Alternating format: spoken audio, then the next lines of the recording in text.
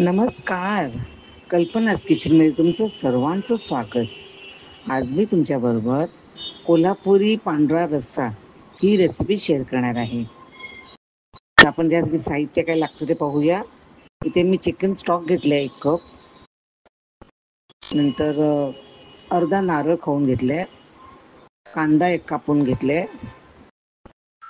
मग दालचिनी, लवंग,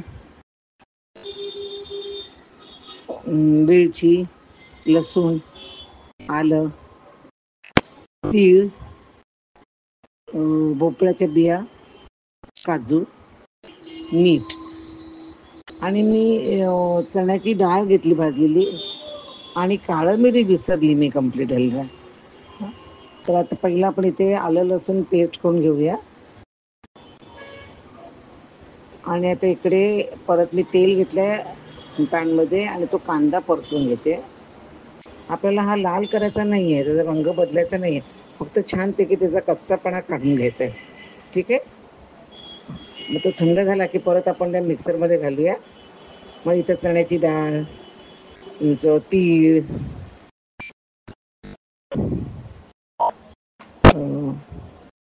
भोपळ्याच्या बिया, काजू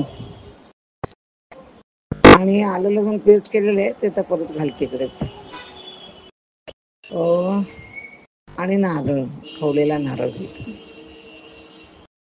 त्यात पाणी घालून तर छान आपण चटणी करूया.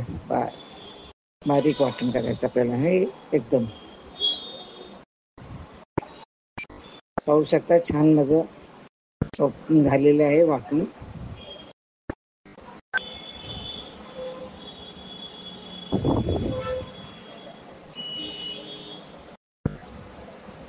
है ना.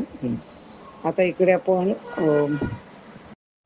2 चमचे तेल परत घेऊया कपात. नाहीतर झणझणीत फोडणी द्यायची आपल्याला. तेल फोडणीसाठी मी इथे वापरले आहे लवंग, दालचिनी, आणखी वेलची. आणि इकडे ती काळी मिरी मी जे विसरली नाही हवी घालायला, ते काळी मिरी पण याच्याबरोबर घालायचं. फोडणीत चांगलं ते तापू द्या तेलामध्ये. त्याचं झालं की ते आपण वाटलेलं होतं ते खोबरं आणि कांद्याचं ते घालूया वाटण आणि ते छान परतून घेऊया आपण. त्याचा रंग आपण जेवढा जमेल तेवढा सफेद ठेवायचा प्रयत्न करूया.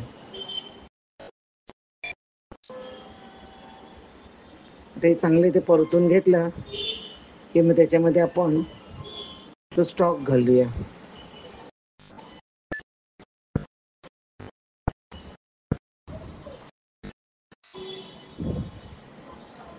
हा चिकन स्टॉक केलेला होता तो चिकन स्टॉक घालते.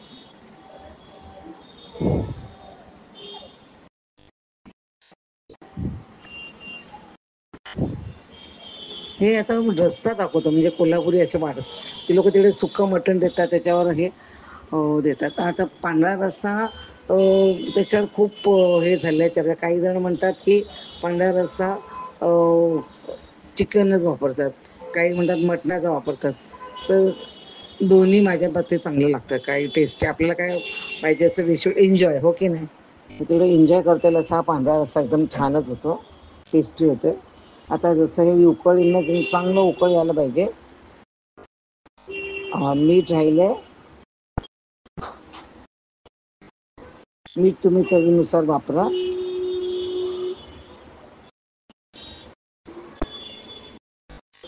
आणि उकळ येईपर्यंत त्याला चांगलं लवंग, दालचिनी त्याचा सगळा तो हे ह्याच्यात उतरू द्या रस्स्यामध्ये.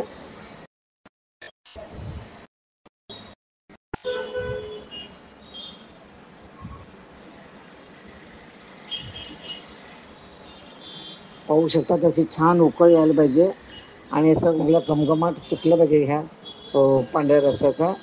की मग आपण ते बंद करूया, थोडंसं थंड होऊ द्या आणि मग आपण ते गाळणी म्हणून गाळूया, स्ट्रेन करूया हे सगळं.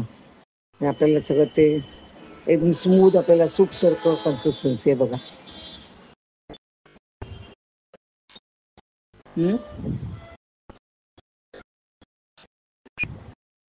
पाहू शकता असं छान स्मूथ झालेलं आहे.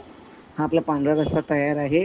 तिकडे बाजूला तुम्ही पाहू शकता मी इथे खोबऱ्याचा चोथा आणि लवंग दालचिनी काढून ठेवलेल्या बाजूला.